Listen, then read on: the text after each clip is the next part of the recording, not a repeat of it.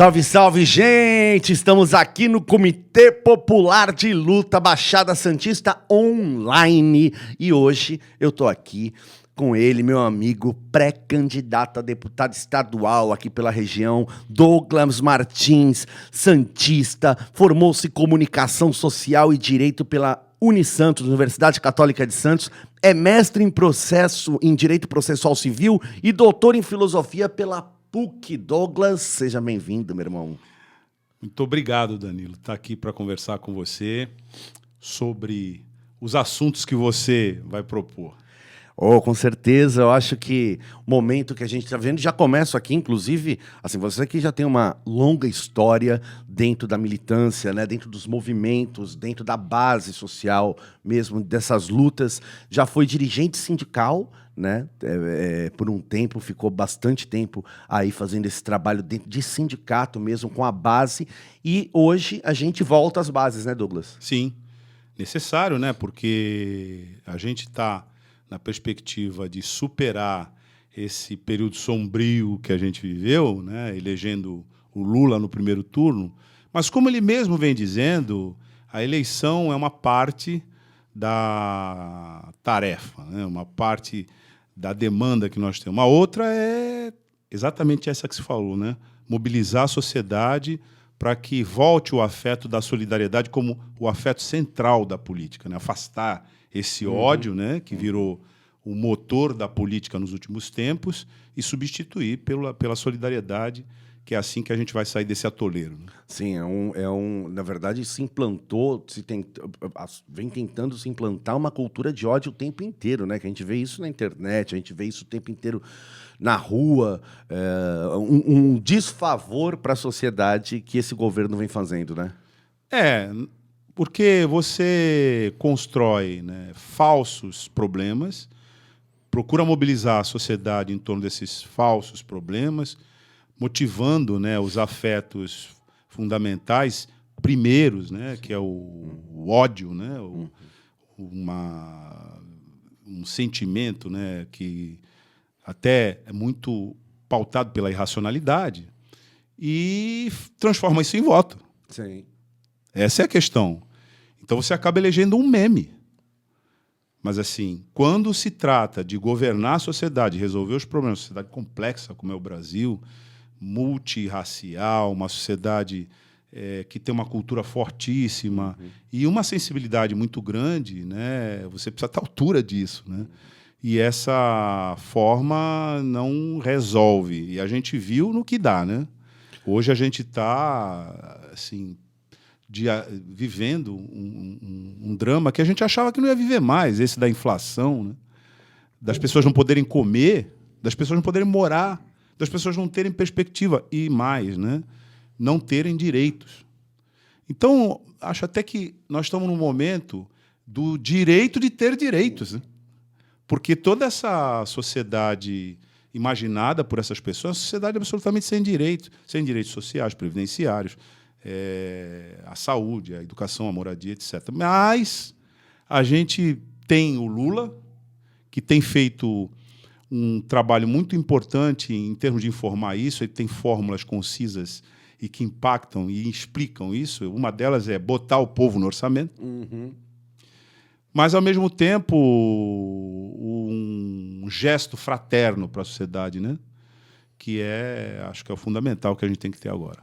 E você que tem um trabalho já, inclusive dentro dessa questão da igualdade racial, da justiça, fez parte do governo Lula, e a gente hoje tem aí, o maior número da população brasileira são negros.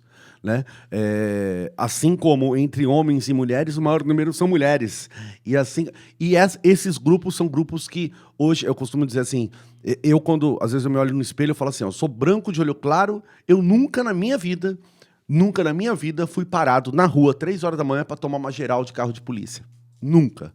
Mas tenho certeza, tenho amigos, né, músicos, que saíam do mesmo lugar que eu da noite e andavam 2 passos, 3 passos, eram parados para tomar geral. Então, assim, existe uma desigualdade, né? Existe uma desigualdade e a gente precisa enfrentar isso, né? Eu lembro até, você foi candidato a prefeito de Santos e teve com o pé no chão ali, andando dia a dia, e eu via a campanha dia a dia, conversando com as pessoas, trazendo para buscar essa igualdade, trazendo esse olhar da igualdade, trazendo essa busca por essa política pública que falta para a gente, né? Tu vê hoje pessoas criticando até a questão das cotas na universidade pública, né?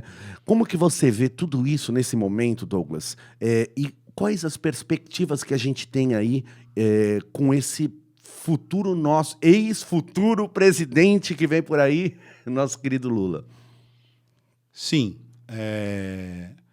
Danilo, eleger Lula no primeiro turno é fundamental. E Haddad, aqui no estado de São Paulo, também. E tudo indica que essa necessidade vem sendo percebida pela sociedade.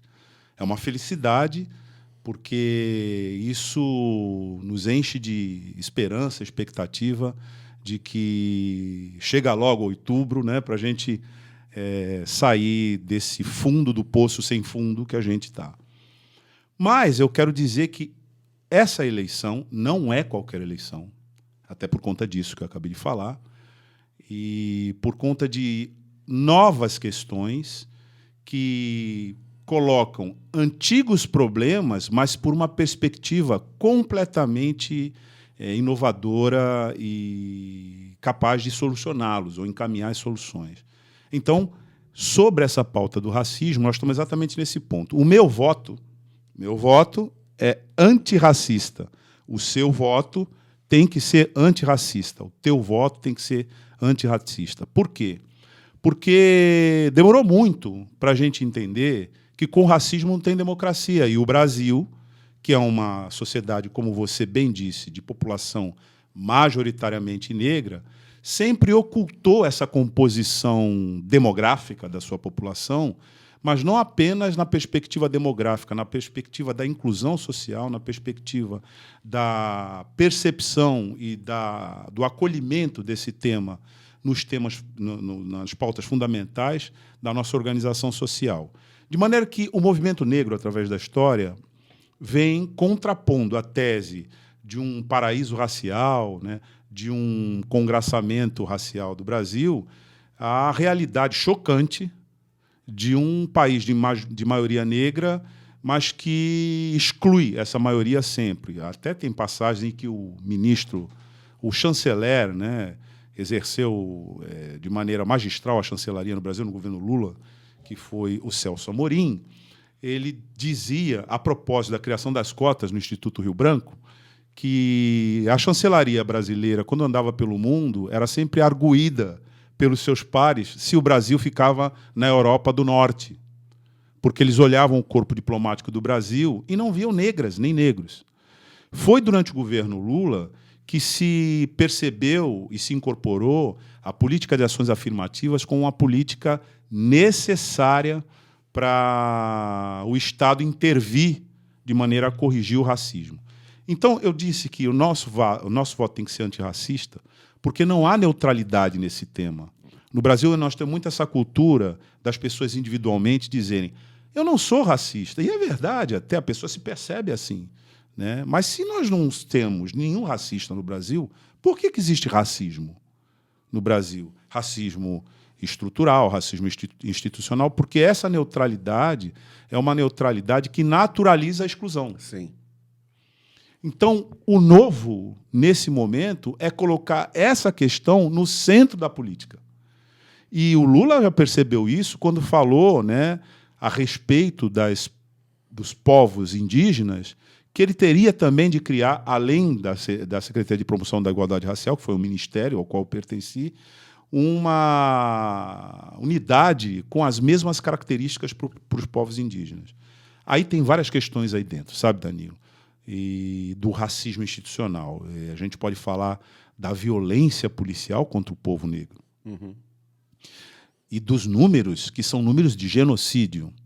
E de uma educação que vem dessa construção, que faz parte do ódio, disso que a gente falou antes, do imaginário de uma instituição de segurança pública fixar no negro periférico, o adversário da sociedade.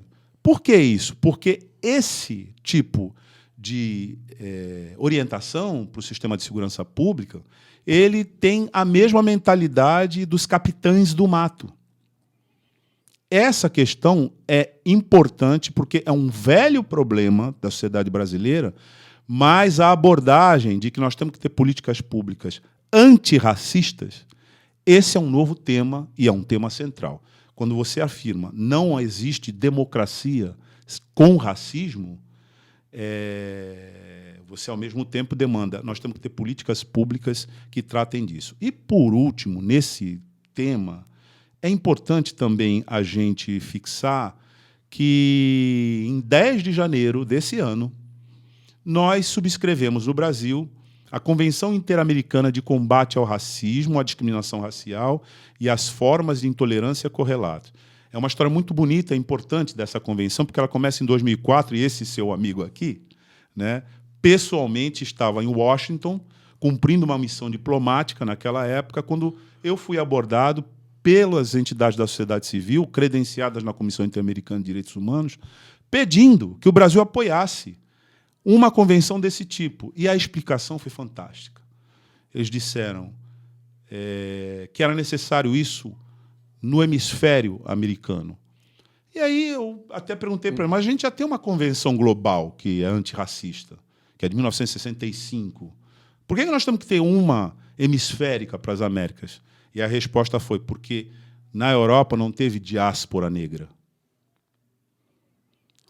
Toda a América foi construída a partir da diáspora negra e do trabalho de um povo escravizado. Aquele mito do Antigo Testamento com o povo hebreu, ele se realizou na construção do capitalismo nas Américas. Então tinha que ter uma convenção, primeiro, que ensinasse isso, desse letramento para a sociedade americana a respeito dessa base na qual ela está assentada e que precisa ser revista e superada. E o segundo, de que, exatamente isso que eu falei aqui, com o racismo de qualquer forma, mas principalmente o institucional e estrutural, a democracia é uma ficção. E é só dar uma volta pelas periferias do Brasil para você ver o que é a realidade e como essa democracia, que está escrita na nossa Constituição, na nossa Constituição, que a gente tem que defender, ela ainda é uma ficção, não chegou. Aliás, eu acho que a gente pode falar que a República, que é essa organização social fundamentada na igualdade entre as pessoas, a República não chegou em muitos lugares do Brasil e em nenhum lugar da periferia do Brasil. Na verdade, esse é um ano, inclusive, bem emblemático, né, Douglas? 2022, a gente tem aí, 1822, uma independência, e que independência, para quem foi essa independência, assim como em 1922 a gente teve a Semana de Arte Moderna. Eu costumo falar assim, tudo isso teve uma importância historicamente, até como professor de história, quando sou questionado em sala de aula, teve uma importância culturalmente, né? Sim, teve uma importância. Muito da cultura do Brasil é descendente da Semana de 22, por exemplo. Mas não podemos esquecer, quem foi... Hoje que a gente tem um Emicida, por exemplo, no palco do Teatro Municipal de São Paulo, não foi na Semana de 22. E, na verdade, é hoje que a gente começa a criar, buscar essa consciência. Porque você falou assim, não sou racista, o outro não é racista, que tem essas falas, né? Na verdade, todos nós somos racistas, machistas. Se a gente é criado dentro dessa sociedade, não tem como não ser. Agora, o que a gente busca é uma desconstrução disso.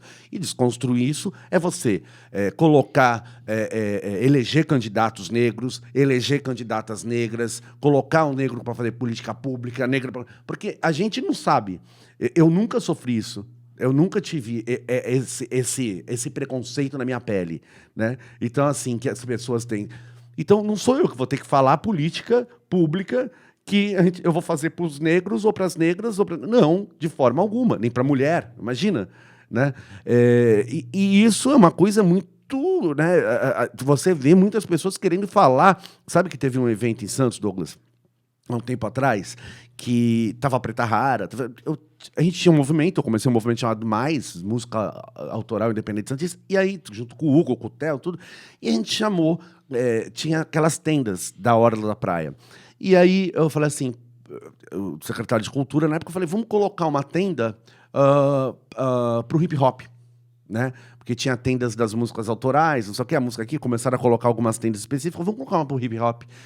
Aí colocamos, teve um medo, inclusive. Eu ouvi, eu não posso falar nome aqui, mas mas eu ouvi assim, ó, ô Danilo... Você imagina, usa a sua imaginação. Você garante que não vai dar problema essa coisa do hip hop na praia? Eu falei, eu garanto, eu assino, eu garanto. E aí fomos e fizemos, né? E foi lindo, né? A tenda foi, inclusive, a melhor tenda. Foi a melhor tenda. E eu lembro que no dia a Preta falou pra mim assim, mano, apresenta você aí, os artistas. Eu falei assim, de forma alguma. Eu não sou negro, eu não sou do hip hop, eu não tenho dessa cultura. Como eu vou apresentar? Como que eu vou pegar o microfone e fazer... Não, eu simplesmente dei um chute numa porta para abrir um espaço que é seu por direito, que foi tirado por você. Eu, branco, tenho uma dívida com você. Entendeu? Aí ela, não, beleza, e pegou e apresentou. Entendeu? E é isso, eu acho que é isso. E mais do que isso, né, Douglas? Isso reflete também na cultura.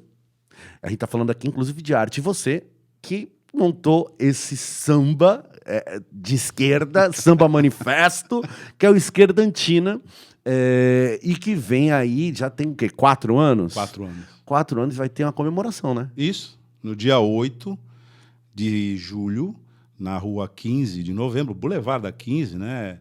Junto com o Clube do Choro, que é onde a gente vem tocando, a gente vai comemorar esses 4 anos. Tem alguns convidados, como o Renê do Ouro Verde. Sim. Nós temos a Beca também, que vai se apresentar. Enfim, vai estar lá a Nani Boni, que Sim. faz parte. Esses convidados, eles estão indo para lá porque eles passaram pela história do Esquerdantina em um determinado momento. E o Esquerdantina... Na primeira entrevista que eu dei sobre o Esquerdantina, saiu espontaneamente uma definição, mas eu acho que ela é perfeita. Eu disse que o Esquerdantina, as pessoas perguntam, isso é uma banda, é um grupo, como é que é? Eu não sabia como responder direito, porque ele surgiu num contexto de movimentos sociais, e eu disse que o Esquerdantina é um estado de espírito. E ele continua sendo, porque, primeiro que ele toca num ambiente com referências que são as referências da esquerda e da democracia, da mobilização social e da justiça social. Com todo respeito ao repertório que ele é montado, aliás, um repertório de samba e choro. Choro é uma música tradicionalíssima, né, da nossa cultura, mas ela é instrumental, então ela tem uma série de exigências técnicas. E agora a gente está num momento em que nós temos um naipe de sopros. Uhum. Nós temos trombone de vara, nós temos saxofone, nós temos pistão. Você imagina o que é isso, né, posto em andamento naquele Boulevard da 15. A última vez que a gente fez, a gente tocou para 600 pessoas. E é uma coisa assim, absolutamente espontânea e engajada. Né? Eu também, numa outra entrevista que me perguntaram, mas e esse nome aí, Esquerdantina? Falei, o nome é autoexplicativo. A minha explicação é que o nome é autoexplicativo. E agora, no dia 8, a gente vem com um repertório muito legal, muito equilibrado, né? Com choros que são... Porque, embora o nome seja autoexplicativo, eu sempre alimentei o sonho, e aí ficava perturbado. Você sabe como é que é, né? Aí, tem uma história do Grande Otelo que vivia perturbando, porque iam acabar com a Praça 11 e tinha que fazer alguma coisa. E aí ele fez a primeira parte da música. Ele falou, foi acabar com a Praça 11. Sim.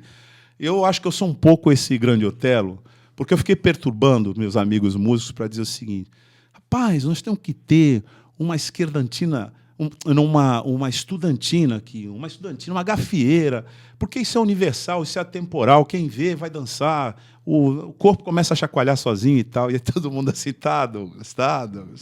Aí até que um amigo falou assim, mas o que você quer? Aí eu queria uma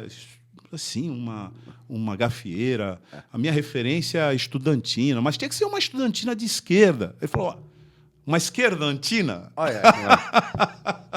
Isso E aí foi acontecer. E você sabe que quando eu vejo aquele... Eu vejo ali a imagem do Zé Pilintra ali, junto com o Marcos, tudo.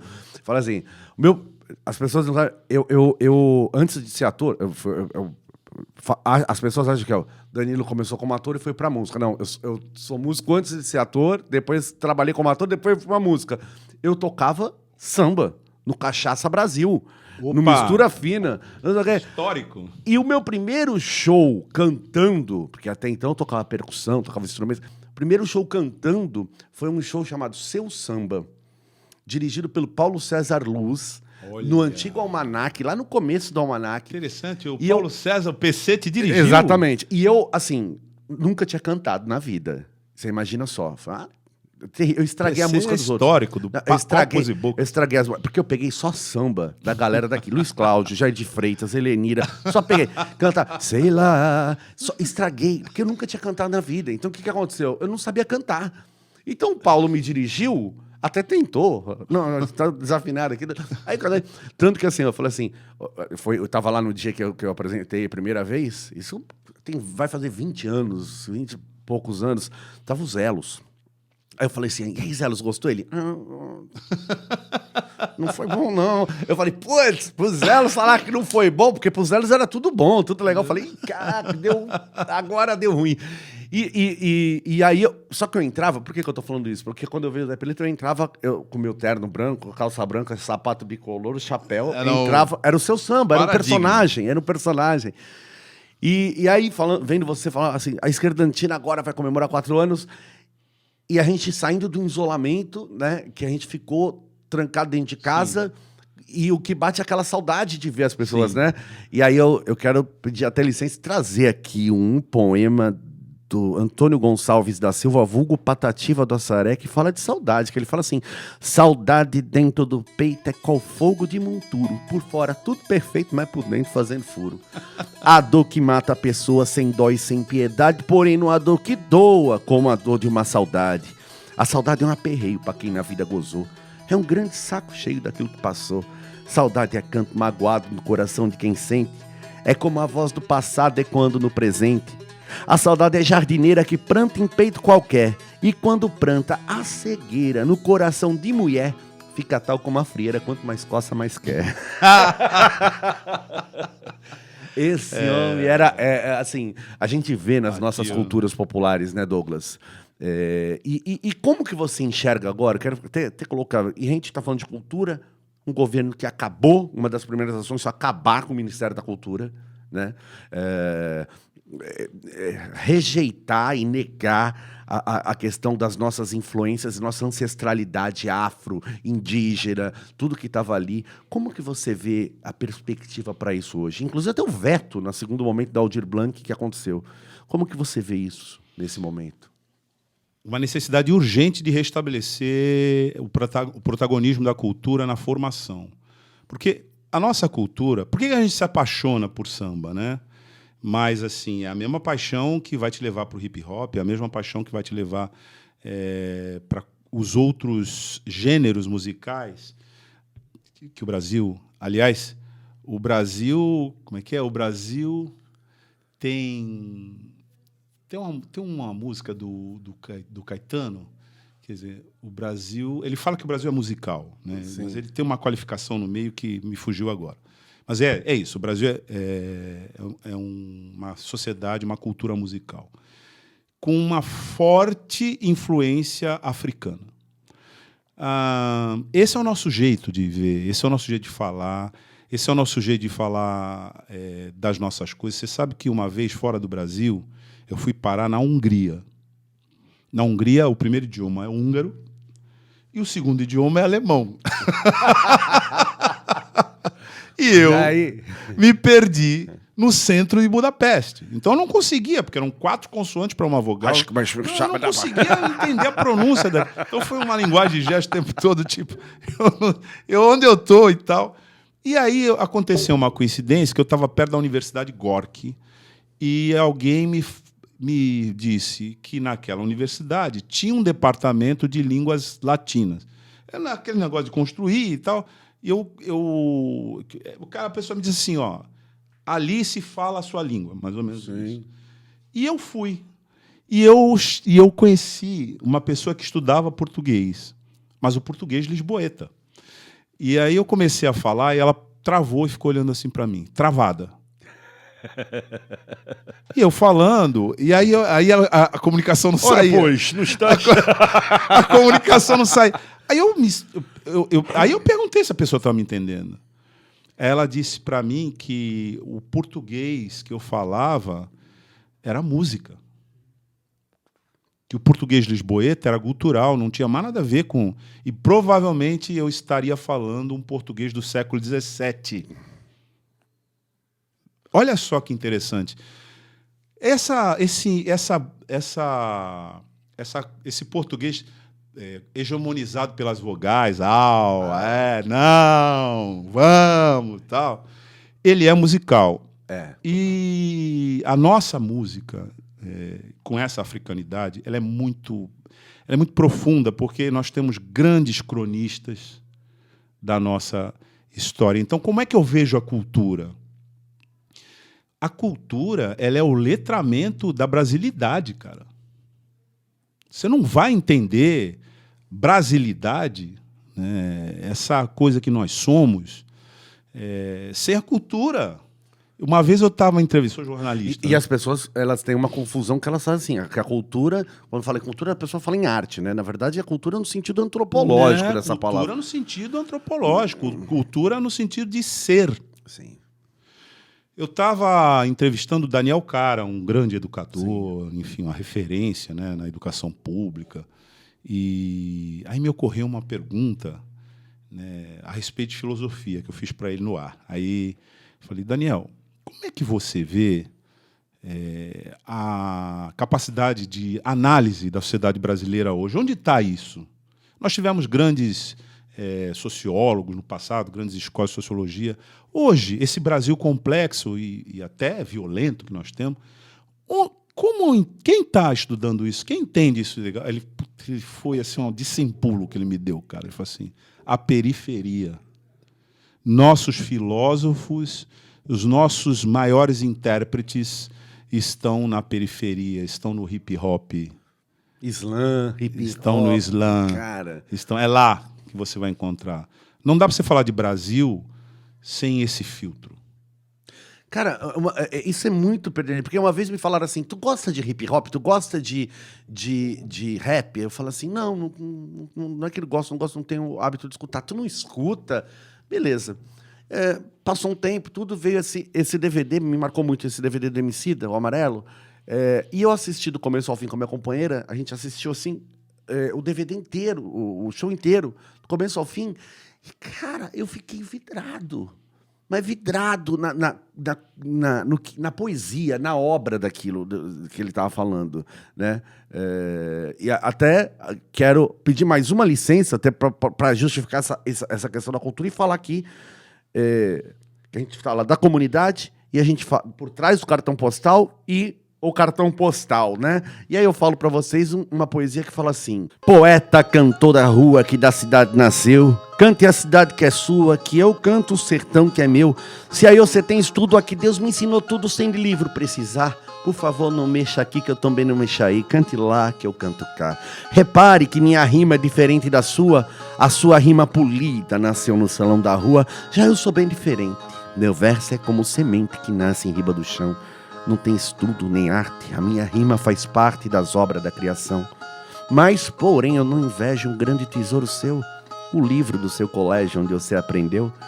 Pra gente aqui ser poeta e fazer rima completa não precisa professor. Basta ver no mês de maio um poema em cada gaio e um verso em cada flor. Quero aqui te agradecer por estar aqui, Douglas. Eu que agradeço, Danilo, foi uma conversa ótima, passou rápido, né? E muito cheia de informação e arte, cara, essa coisa que a gente vai fazer com o nosso país, que vai ser melhor, vai ser para frente, vai ser generoso. A arte tem um lugar fundamental. Então, acho que essa entrevista aqui tem esse espírito. Então, eu agradeço, né, ter participado, compartilhado aqui com você. Aliás, também ter aqui bem próximo, né, do Danilo, visto, né, esse talento que ele tem, porque ele sempre dosa as entrevistas e a condução da conversa com poesia e esse talento. Obrigado, Danilo. Obrigado por você, Douglas. participado aqui. Próxima semana tem mais.